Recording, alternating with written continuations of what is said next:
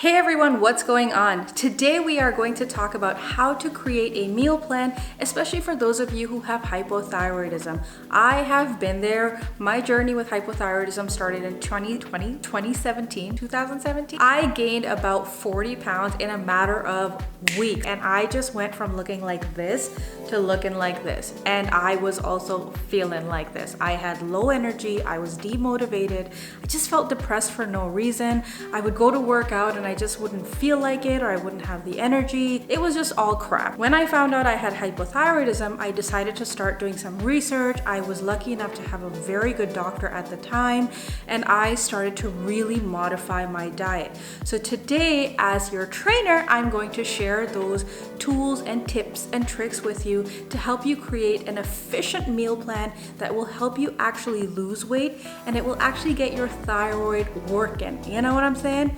Work. So if you are making huge changes in your lifestyle and diet, make sure you also talk to your doctor, especially if you have pre-existing health conditions or medical conditions that really need to be brought into consideration when making any change in your life. Now, there are a couple of key things that we have to really understand before we start getting into just like, what should I eat, okay?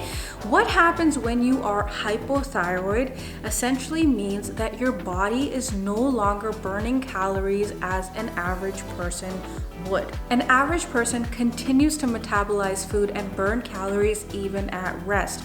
However, the thyroid, which is responsible for our metabolism, slows down and starts kind of getting a little bit fucking lazy. So for us hypothyroid people, our thyroid just puts its feet up on the chair, leans back, and is like, you know what? I just don't feel like it. And so in knowing that, we have to give it food that it can easily process. Piles and piles of food is not just piling up on the thyroid's desk and it's just not fucking processing it, okay? So we're gonna give it food that it enjoys, that it likes, that it understands, and is like, I can deal with this. and hopefully get it fucking going, and we can kick it in its little caboose. That being said, you have to understand that while all food that is healthy is not healthy for a hypothyroid person, there's certain foods that we just want to steer clear of, such as cruciferous vegetables that are like broccoli, cauliflower, kale, spinach, etc. You can have them if they're cooked at a very high temperature or in very, very low quantities. However, when these foods are cooked at high temperature, they lose a lot of their nutrition. For me, I just eliminated them. I was like, you know what, I don't really care that much about broccoli anyways. You know what I'm saying? It just makes you gassy, so screw it. Number two, there are certain foods that you really want to consume and add in your diet. These are going to be like lean proteins, healthy fats, foods that are rich in selenium and iodine. So you really want to give your body good foods that are good for the thyroid and avoid foods that are bad for the thyroid. Thyroid. There's just one. So let's start talking about how to eat through the day. You've woken up, you're ready to go, or maybe you just, want to go back to sleep. What is the first thing you do? You are gonna drink water. Hydration is going to be a very important step in your lifestyle. Whether or not you have hypothyroidism, make sure you drink water, especially as soon as you wake up. Through the day, you should also be drinking water. As an average adult, you want to be drinking 2 to 3 liters of water through the day. And if you're very physically active, you're working out, you're drinking a lot of coffee, then you got to add even more water into that. Don't allow the body to be dehydrated. Hydrate this shit. Number two, after you've had your glass of water in the morning, you're gonna make yourself a little apple cider vinegar tea. Now, for years and years, I was hearing about apple cider vinegar and everybody was like, have you had apple cider vinegar? Have you tried apple cider vinegar? and I just thought it was a huge hoax and it was like this gimmick that everybody was drinking it, and I was like, no thanks. Not only that, I bought it once, I smelled it and I was like, oh, no thank you. However, realizing how beneficial apple cider vinegar is in our diet and our metabolism, I really decided to start incorporating it into my lifestyle a few years ago, and I was like, damn it, I should have done this a lot sooner. So after you've had your water, you're going to make yourself a little apple cider tea. All you need is in a cup of hot or boiling water, you're gonna add 1 tablespoon of apple cider vinegar, 1 tablespoon of fresh lemon juice, and a little bit of like natural honey, just for like a little bit of sweetness. The first time you drink it, you're gonna be like, ugh, what the hell is this? But trust me, you will adapt to the taste. Apple cider vinegar is so good because it alkalizes the body. It's really good for your gut health. It can also help with bloating, but it also is really, really good for your metabolism. Also, it's also very good for your immune system, so that's another bonus, especially in 2021 and 2020. You know what I'm saying? Now you start getting into your foods. When you are hypothyroid, overall your diet will be much higher in proteins and fats than it will be in carbohydrates. You want to generally stick to the lower end on the carbohydrate spectrum for your overall caloric intake through the day, and you want your carbohydrates to come from like good fibers, healthy fruits and vegetables that you can actually consume. So for breakfast, you want to have something like a nice omelet, whether you want egg whites or eggs, you have some berries, and then have a slice of like a good whole wheat toast with maybe some almond butter on there. If you find that to be too much food, you can just have the omelet and the berries for breakfast and then have a slice of toast with some almond butter on there with your afternoon tea. It was like a hair in my eye for like the last 10 minutes. Did you notice? If you are vegetarian or vegan, you can make yourself a chickpea omelet and just have like a few berries on the side. The only thing with that is you have to remember a lot of sources of vegan protein are also very rich in carbohydrates. Okay, so you gotta like monitor that shit as much as you can, as well as you can. After that, if you do like to have an afternoon tea, you can have something like, you can take that toast if you didn't have it in the morning with almond butter and have that with your tea. You can have a rice cake with some almond butter or avocado on there. You can have a cup of like yogurt with some berries in there, or you can make yourself some chia seed pudding. These are just like really simple things that you can do. Chia seeds are just also really good for you, like really good. Like if you don't like to have an afternoon snack, that is also okay. You also don't want to overeat, and like you don't have to literally eat every single thing I'm saying either. This is just going to help you make better decisions through the day, okay? When it comes to lunchtime, this is where you can add a little bit more fiber into your diet. Maybe have some like rice and like a chicken curry if you are enjoy like more flavorful foods. You know what I'm saying? If you want, you can also have like a gluten-free tortilla and make yourself some healthy chicken tacos, add some avocado on there.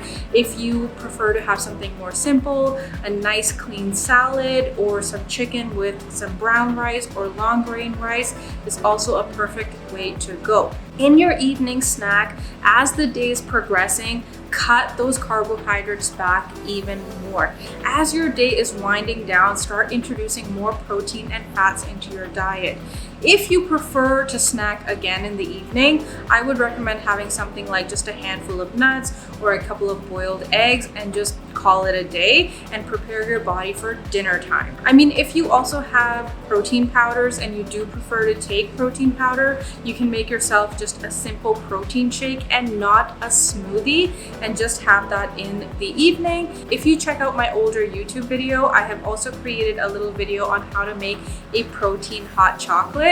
So that's also a really nice cozy drink to have on these like colder winter evenings and help you kind of get that protein into your diet. Then for dinner, you want to really like hone in on that protein. So having like fish or chicken. If you are a vegetarian, again, chickpeas, quinoa, lentils, make yourself a nice salad. If you do eat meat or fish, have some fish with some grilled vegetables. I mean, you can also have like quinoa and grilled vegetables if you're a vegan. Get that protein into your body. You really want to focus on getting your flavor from like fresh herbs and spices and like just push all those other condiments and like sauces away. No processed foods, none of that like added flavor stuff, just fresh herbs and spices if you need to add flavor or garnish into your food. If you are eating like Indian food, for example, steer clear of adding too much oil and salt in there.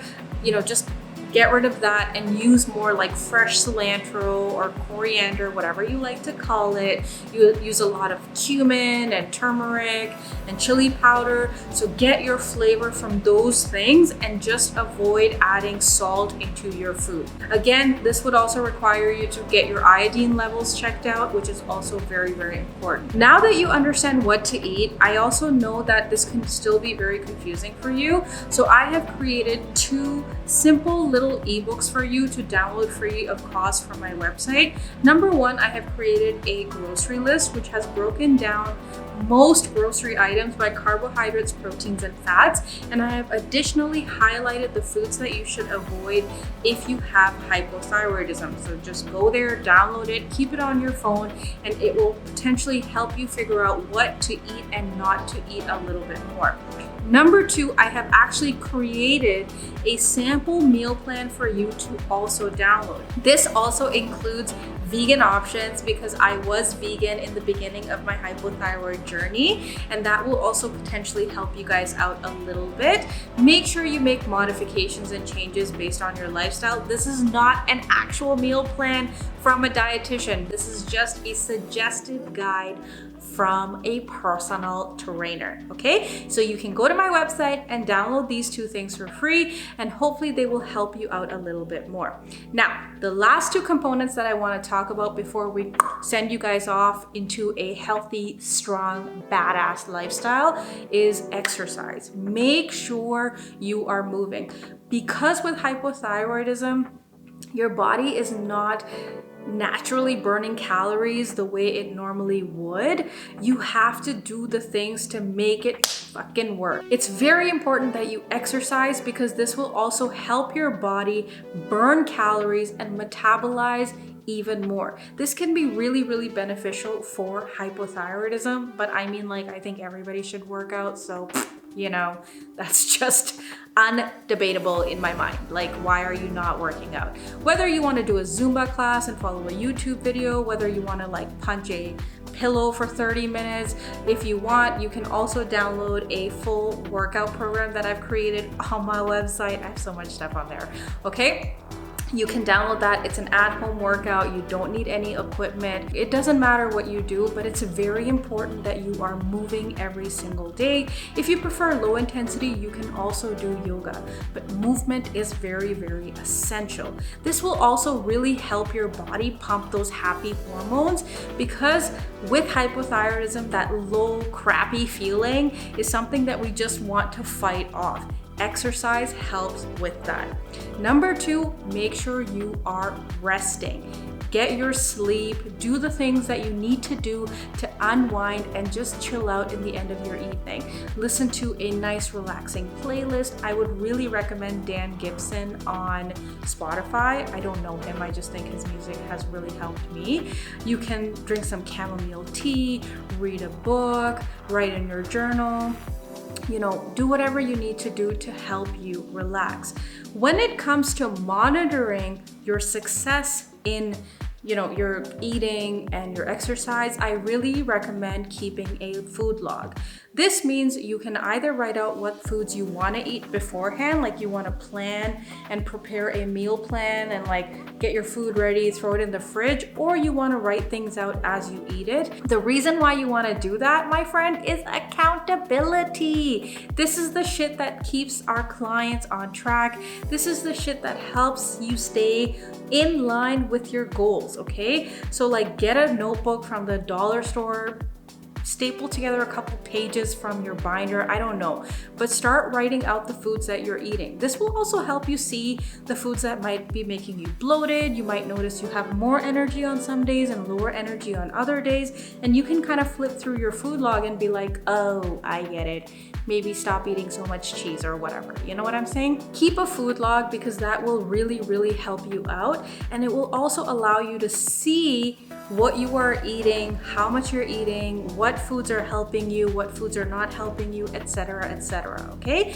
Number two, I would really also recommend, if you want to track your weight, that you do it about every 4 weeks. You want to do it ideally on the first or the last day of every month. Just pick one day.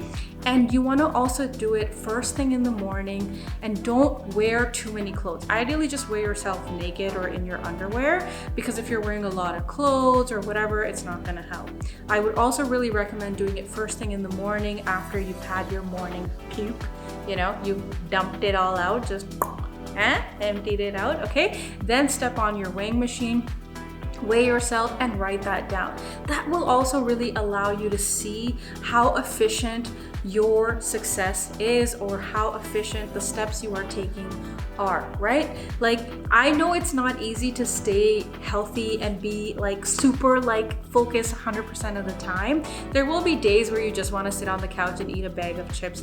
That's okay. What's important is, in the larger picture, you have your focus, you have your discipline, and you have your persistence.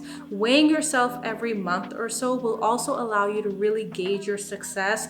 If you notice that you are gaining weight, that will allow you to assess what you need to change, what you might need to add, what you might need to do. Maybe it's something as simple as you're not drinking enough water, like that dehydrated bloat. You know what I'm talking about? So keep track of not only what you're eating, but how you're doing. Stay motivated, okay? So if there is anything I did not cover in this video, if you have any other questions, please reach out to me either here or Instagram or email, and I will do my level best to answer you. Please go to my website and check out all these ebooks that I'm talking about.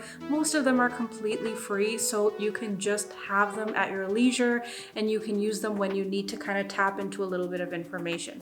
Also, if there's anyone that you know who can really use this video and is really struggling with hypothyroidism, share this video with them. Do it, do it, do it. I need more friends anyways, okay? So until next time, think strong always, and I'll talk to you guys again very, very soon. Bye.